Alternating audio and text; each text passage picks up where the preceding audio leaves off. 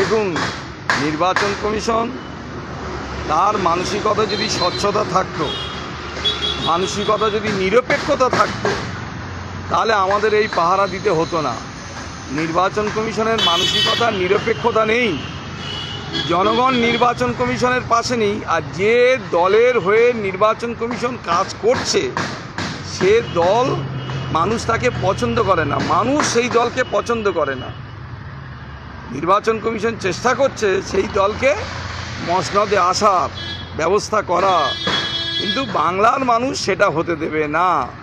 বাংলার মানুষ বাংলার মেয়েকে চায়, আবার চতুর্থবারের জন্য বাংলার মসনদে মাননীয় মুখ্যমন্ত্রী মমতা বন্দ্যোপাধ্যায় বসবে।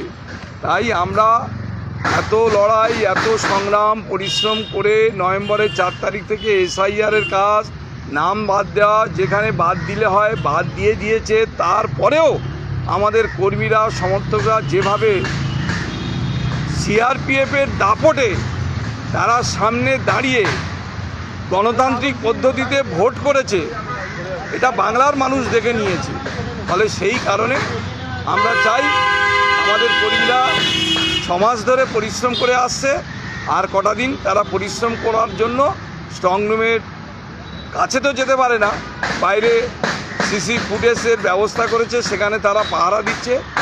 আর একটাই কারণ, এই নির্বাচন কমিশনকে তৃণমূল কংগ্রেসের কর্মীরা, সমর্থকরা কেউ বিশ্বাস করে না বলে আজকে মানুষের রায়টা যেখানে বন্দী হয়ে আছে, সেই বন্দী অবস্থায় যাতে কোনো অসৎ পথ অবলম্বন করতে না পারে, তার জন্য আমাদের কর্মীরা অতন্ত্র প্রহরীর মতো পাহারা দেওয়ার ব্যবস্থা করছে।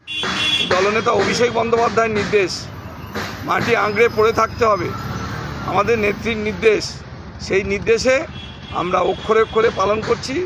মনে রাখবেন, তৃণমূল কংগ্রেসের কর্মী সমর্থকরা একটা ইস্পাতের মতো, যতই আঘাত করছে ততই আরও এরা স্ট্রং হচ্ছে, শক্তিশালী হচ্ছে।